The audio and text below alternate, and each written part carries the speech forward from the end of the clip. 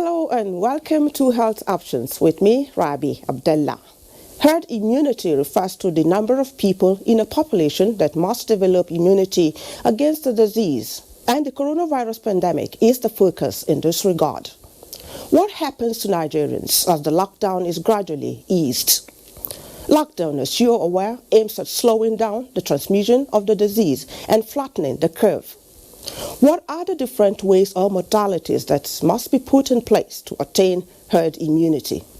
Although vaccination readily comes to mind, the challenges of developing vaccines and possibility of SARS-CoV-2 mutation presents additional challenges. According to experts, it will take at least 12 months or more to develop a vaccine.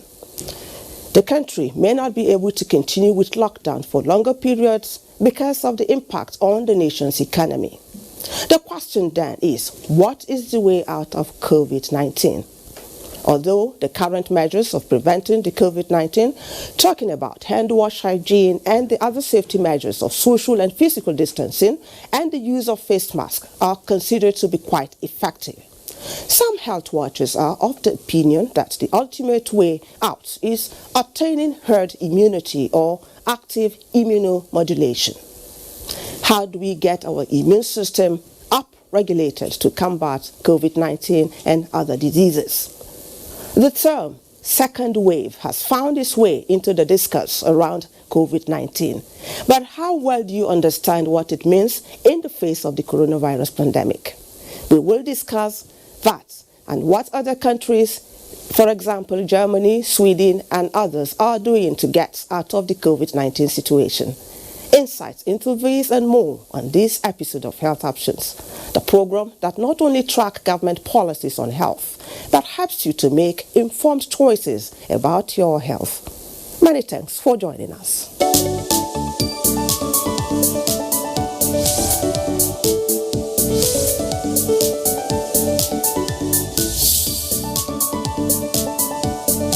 This is Health Options, and we're looking at herd immunity and second wave, talking about the coronavirus pandemic. And joining me in the studio to take us through the discussion is an integrative medicine expert, Dr. John Tor Abide.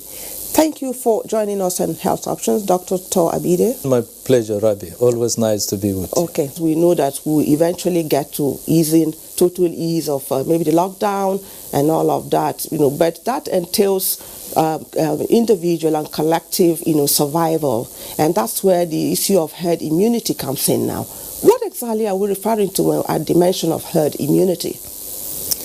Well, thank you very much, Rabi. Let me be fair here.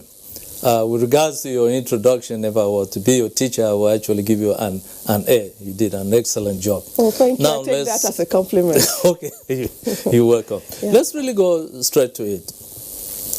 Herd immunity. Herd immunity, as you said, is the ultimate of us getting out of this problem, any disease problem outbreak. So let's look at the concept of, herd immunity. Take a community A and community B.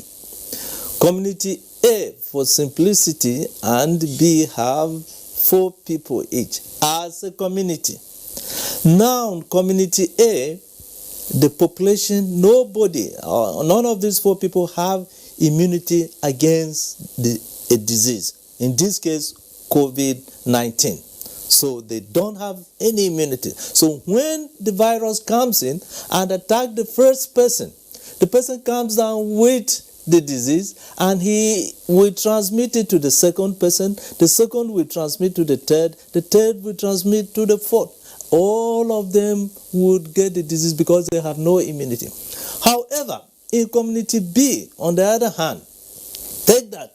The second person, because he had suffered from the disease previously and developed immunity, if the virus comes in and hits the first person will come down with the disease, but he will not affect transmit the disease to the second person. That the one who had suffered it. Yes, has suffered it and developed immunity against the disease. Okay. So you can see that the second person now cannot transmit to the third and to the fourth. So you see that that population is covered. So we say that this community has herd immunity against that disease. In this case, COVID-19. Okay.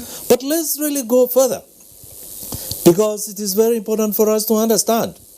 There is an epidemiological term, they call it R0, and every disease has what you call the R0.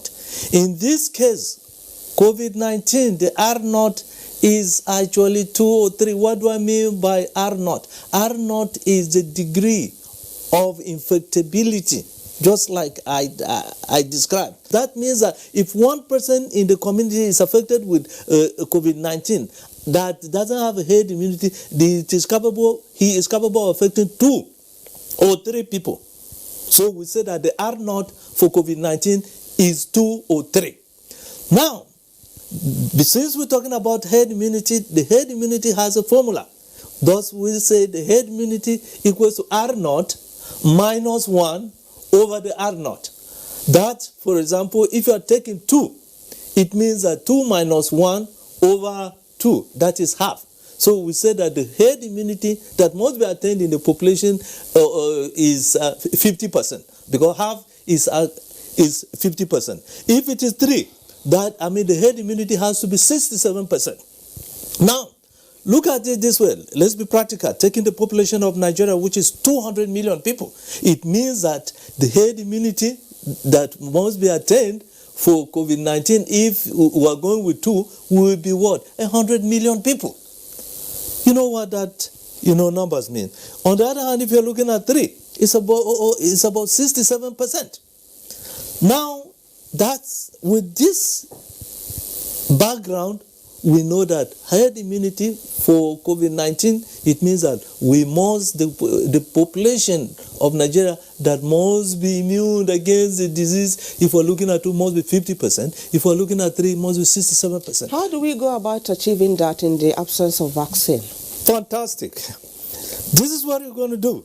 You can take the virus and infect people so that they can develop immunity. That is one way of doing it. That's that is rapid spread. For COVID-19? Yes, rapid spread of the disease.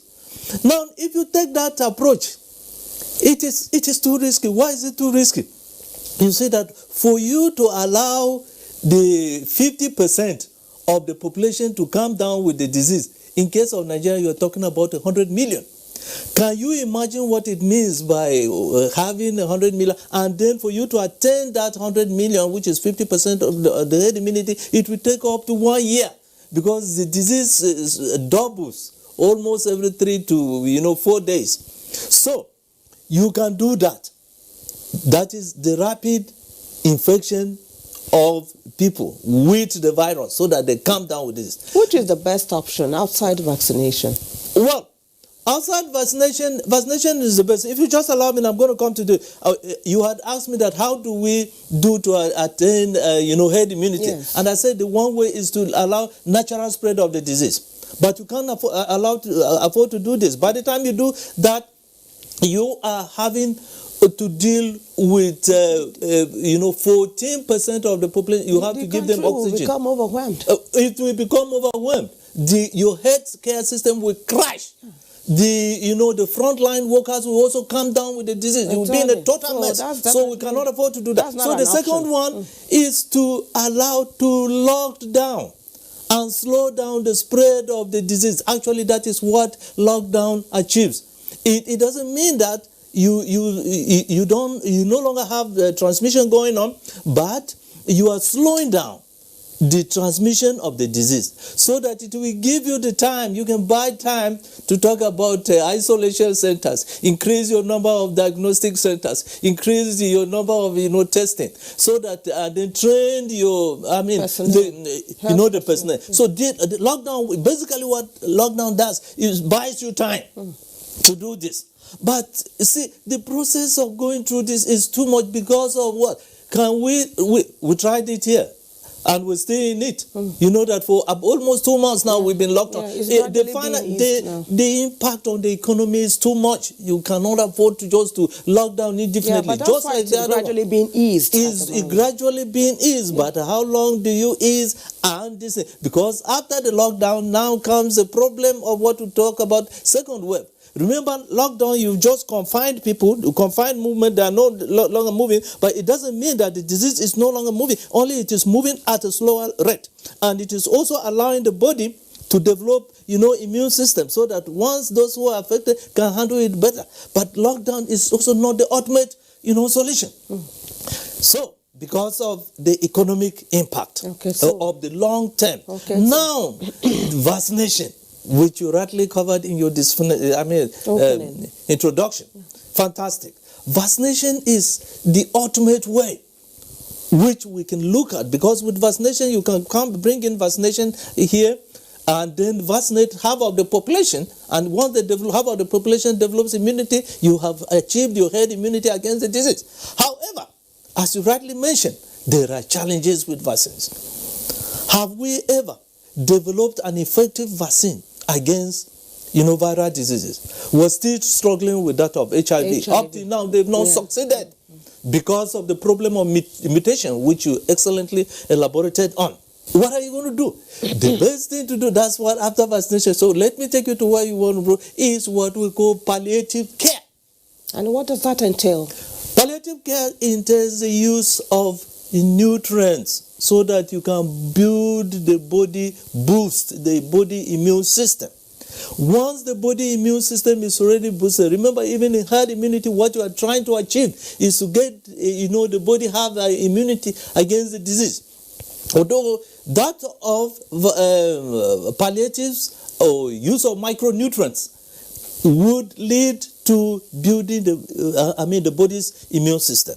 Thus, even if you do other precautionary and sanitary measures that you rightly, pointed out, but unfortunately the individuals ends up having the virus. The body's immune system will be able to fight and defend him. So he will not go into those critical stages of requiring them to go on ventilator. You can do preventive this. So what are some of the things that are used? Globally now, chloroquine is being used. Although WHO just came on 2 days ago, that is a controversial one. But I'm telling you, moms, I'm glad that some of these countries have come out to tell WHO in her face that no, we have used this, we know the benefit of it on our people. You can't stop us. So I'm talking about hydrochloroquine here. But Nigeria is not towing that line. Why? Nigeria, it's has aligned with countries that want to stop the use of chloroquine. Well, they got to think twice. They got to think twice, because let me tell you, what are the reasons, for stopping it? Is it because WHO has told you that you should stop it? Yeah, because it affects some of the patients with cardiovascular. There is no doubt about that. It does, and that's why it is very important that it should be used rightly. There are different stages of using, hydrochloroquine. You can use, and that's why the proper dosage has to come in. The dosage that you use for prevention is different from the one that you use in early onset of the disease, or the middle part of the disease, and the severe stage of the disease. Also, hydrochloroquine has its own contraindications.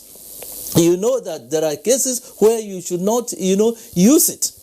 And then, so we talk about hydrochloroquine, then we talk about azithromycin, which is an antibiotic. These have been used in combination, even in that, in the United States. There are doctors who are using this, and you have publications that have shown the beneficial of this. And here again, let me not be quoted. I'm saying that things like that should be used, but should be used under the guidance and supervision of a physician that knows the right dose, what we call the prophylactic or preventive dose, from the therapeutic or treatment, dose.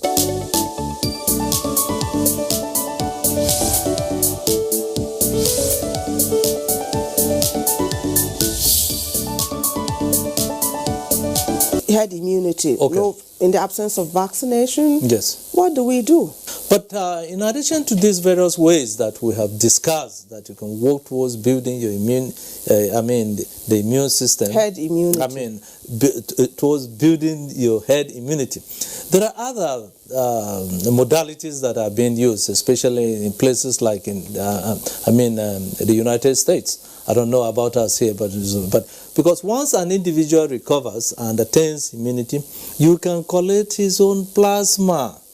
And then the plasma contains the antibodies against the disease, the immunoglobulins, immunoglobulin A, immunoglobulin G in particular, and then M. So that plasma can be given to even healthy people so that they can develop immunity against the disease. This is what we call use of convalescent plasma. This is a medical approach that it is being used, and can be possibly you also considered. I think that was done with our index case, the Italian, after his recovery. Oh, yeah, I think that was done. Okay, but how long does that confer immunity on people? Good. Because you see, as I've already said, because this is due to antibodies, and then the immunoglobulins, they actually have a short life. They last about 3 to 6 months. That, in other words, the immunity that they can confer onto you is about 3 to 6 months. However, half bread is actually better than none. Mm-hmm. So if you support that with immune boosting supplement the ones they list, and nutrition is the one that I've listed. And coming about nutrition or supplement, those ones that I've listed, it is common amongst us here. We find these things in oral form or tablet forms. We are advocating the use of injectables because in disease state, the levels of these micronutrients has actually gone down so much, has depleted so much. So the fastest way to actually boost the level is through injectables. So we have the injectables, like we have vitamin C injectable forms, we have vitamin D injectable forms, we even have zinc in injectable forms, and we give this in high doses so that it will compensate for the lower loss that you had and bring you up to that physiologic or pharmacokinetic level quickly. Okay, there's been one issue that's cropping up now, as we gradually ease the lockdown, is second wave. I know that Nigeria is not there yet because as I was made to understand that we have not even attained the peak here in the country, not to talk of flattening the curve, then talking about second wave. What is the second wave all about? You see, second wave simply means when you lift the lockdown, people are now free, people are now relaxed. There is both intra and inter-community interactions. People start mixing. Now, when you start mixing, you don't know whether the other community that you are visiting is free or not. You came from a lockdown that prevented you from interacting and coming down with disease. No, we and still now, have interstate lockdown. What? Interstate travels have not been. We still have that. Yes, but I'm talking about, even lockdown, let's talk about what I call intra-community interactions. Okay. That is within the same community, like Abuja community, I call it intra-community. That is within the community interaction. I'm not talking of inter-community interactions. So even that, within that, for example, during the lockdown, people in Galadimawa were not allowed even to go to places like, Gwarimpa. So, but you leave that, people start interaction again. The guy from Galadimawa that was actually, free, now moves and then encounters maybe a new guy who moved into Gwarimpa. He will be, infected. So when this occurs, that is what you call second wave. And there are so many compounding factors because during the second wave, you see that another interesting thing is that the guy in Galadimawa, maybe he just got the disease 2 days to the lifting up the lockdown. There is no way of telling that he has a disease because the incubation period for the disease is about 7 to 21 days. Actually, the mean time is actually 5.5 days. So within that time, now he moves here. he has not started showing the signs yet or the symptoms yet. Now he moves into a community that it is actually heady, he will infect that community. So this is what we call the second wave. Also, the problem of asymptomatic. It could be that patients in community B were actually having the disease, but they were asymptomatic. Having the virus, but they were asymptomatic. Thanks for that correction, because it is very important. There is a difference between infection and then disease. During infection, that is why when you have viral replication, when the virus replicates to a certain level and then starts causing damage, that is when you have the disease. So the virus but it's not showing the symptoms. When he moves into another community, now he because of stress or other factors, he is a potential source of infection again. And when this happens, then you see the number of cases, new cases, start surging up. So we say there is a second wave. Once a disease comes into a community, there is what we call the Gaussian normal curve. It will go up like this to the peak and then goes down. So, and that is the concept of herd immunity. We're saying if it is allowed to go up and attain that 50% before it will start coming down because of the immunity that has been developed, the damage will be too much. So you do these interventions, including lockdown, so that you can lower the peak. So this is what we call flattening the curve, so that the numbers of cases will not go up to the peak. By way of palliatives, do you think those who give out palliatives should be looking that way without encouraging people to go into self-medication? Well, thank you very much for bringing that up. It is very important. If you would ask me, the word palliatives should, as used in management of patients, also includes giving out or giving of supportive care, through nutrients. And this is very important. This should be part of it, because as we've discussed, and I'm glad we've discussed the various ways. We look at infecting, allowing the disease to take a natural course, then using vaccination, doing all these things, and with their limitations. However, if you are able to build your own immune system, that is a harder currency that the value will not drop, and you can withstand and stand and defend yourself against the disease. Okay. Thank you so much, Dr. John Tor Abide, for your insight. I hope Nigerians have taken note and have taken cognizance of the need to step up their nutrition and boost their immunity against COVID-19. Thank you so much for coming on Health Options. It's my pleasure. Thank you. And I must applaud the good work that NTA is doing, and people like you who are in the forefront. We continue to pray for you. Thank you. Thank you. Yeah.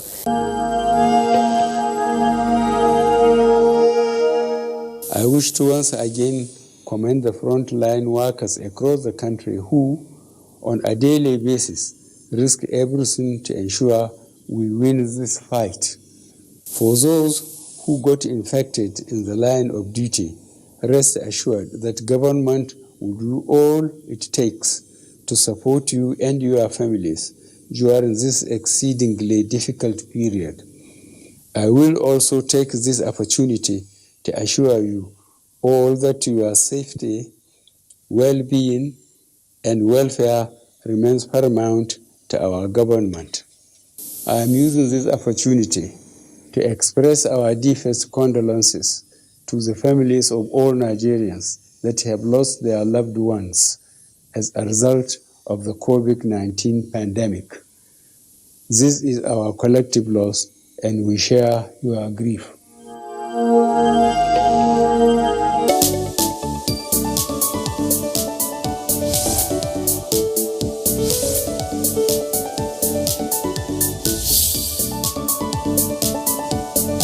That does it on this episode of Health Options. Wash your hands with soap and water or use hand sanitizers. Stay at home, and if you must go out, use a face mask and observe social and physical distancing, in addition to, of course, boosting your immunity based on professional advice. Stay safe and stay healthy. You can go to our YouTube channel for the upload of these and other episodes of the program. Email us for your comments and contributions at healthoptions@nta.gov.ng. My name is Rabi Abdullah. Thanks for investing your time with us. Hope to see you again.